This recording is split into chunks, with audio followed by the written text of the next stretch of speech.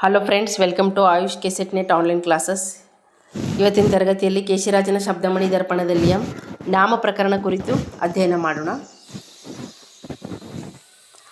ಕ್ರಿಯೆಯಂ ನುಡಿಯದುದು, ವಿಭಕ್ತಿಯ ಇಲ್ಲದುದು, ಅರ್ಥಮಂ ಉಳ್ಳಂಥದು, ಲಿಂಗಂ ನಿಯತ ಚತುರ್ಭೇದಮಂ ಅರೆಯೇ ಕೃತ್ ತದ್ದಿತ ಸಮಾಸ ನಾಮಸ್ಥಿತಿಯಂ. ಇದರ ಅರ್ಥ ಹೀಗಿದೆ: ಕ್ರಿಯಾವಾಚಕ ಇಲ್ಲದುದು, ನಾಮವಿಭಕ್ತಿ ಪ್ರತ್ಯಯ ಇರದುದು, ಅರ್ಥವತ್ತಾಗಿ ಇರುವುದು ಲಿಂಗ ಎನಿಸುತ್ತದೆ. ಕೃದಂತ ತದ್ದಿತ ಸಮಾಸ ನಾಮ ಎಂದು ಲಿಂಗದಲ್ಲಿ 4 ವಿಧಗಳಿರುತ್ತವೆ. ಕೃದಂತ ತದ್ದಿತ ಸಮಾಸ ನಾಮ. ಉದಾಹರಣೆಗೆ ಕೃಲ್ಲಿಂಗ ಮಾಡಿದ, ಬೇಡಿದ, ಕೂಡಿದ. ತದ್ದಿತ ಲಿಂಗ ಅಡಪವಳ, ಪಡವಳ್ಳ, ಮಡಿವಳ್ಳ. ಸಮಾಸಲಿಂಗ ತಂಗಾಳಿ, ಇಮ್ಮಾವು, ಕಡುವಿಲ್ಲ. ನಾಮಲಿಂಗ ಅರಸ, ಇಂದ್ರ, ವರಹ. ಈ ರೀತಿಯಾಗಿ 4 ಲಿಂಗಗಳ ಪ್ರಕಾರಗಳನ್ನು ಸೂಚಿಸಿ ಅವುಗಳ ಉದಾಹರಣೆಯನ್ನು ಕೇಶಿರಾಜ ನೀಡಿದ್ದಾನೆ. ಇದರ ವಿಶೇಷತೆ ಹೀಗೆ ಹೇಳಿದ್ದಾನೆ. ಇದರ ವಿಶೇಷತೆ: ಕೇಶಿರಾಜನು ಇಲ್ಲಿ ನಾಮಲಿಂಗದ ಸ್ವರೂಪ ಪ್ರಭೇದಗಳನ್ನು ತಿಳಿಸಿದ್ದಾನೆ.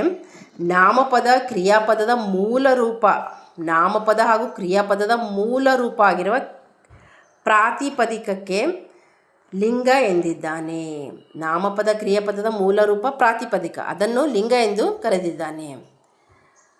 ವಿಭಕ್ತಿ ಪ್ರತ್ಯಯ ಸೇರುವುದಕ್ಕೆ ಸಾಧ್ಯವಾಗುವ, ವಿಭಕ್ತಿ ಪ್ರತ್ಯಯ ಸೇರುವುದಕ್ಕೆ ಸಾಧ್ಯವಾಗುವ ಸ್ಥಿತಿಯ ಶಬ್ದ ಘಟಕವೇ ಲಿಂಗ ಎನಿಸಿಕೊಳ್ಳುತ್ತದೆ. ಯಾವ ಶಬ್ದ ಘಟಕಕ್ಕೆ 7 ವಿಭಕ್ತಿ ಪ್ರತ್ಯಯಗಳು ಸೇರುವುದಕ್ಕೆ ಸಾಧ್ಯವಾಗುತ್ತದೆ, ಆ ಶಬ್ದ ಘಟಕವನ್ನೇ ಕೇಶಿರಾಜ ಲಿಂಗ ಎಂದು ಕರೆದಿದ್ದಾನೆ. ಒಂದು ರೀತಿಯಲ್ಲಿ ಅದು ಸಾಧಿತ ನಾಮ ಪ್ರಕೃತಿ ಆಗಿರುತ್ತದೆ. ಎಂದು ತಿಳಿಸಿದ್ದಾನೆ. ಉದಾಹರಣೆಗೆ ಮಾಡು. ಮಾಡು ಎಂಬ ಕ್ರಿಯಾ ಪ್ರಕೃತಿ ಅಥವಾ ಮೂಲಧಾತು, ಅದಕ್ಕೆ ದ ಎಂಬ ಪ್ರತ್ಯಯ ಹಚ್ಚಿದಾಗ ಮಾಡಿದ ಎಂಬ ಕ್ರಿಲ್ಲಿಂಗವಾಗುತ್ತದೆ.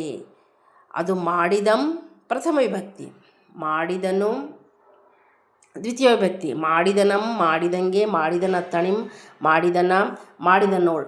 ಈ ರೀತಿ 7 ವಿಭಕ್ತಿ ಪ್ರತ್ಯಯಗಳನ್ನು ಹಚ್ಚಿಕೊಂಡು ಅದು ಏನಾಗುತ್ತದೆ, ಕೃನ್ನಾಮಲಿಂಗವಾಗುತ್ತದೆ ಎಂದು ಇಲ್ಲಿ ಕೇಶಿರಾಜ ವಿವರಿಸಿದ್ದಾನೆ.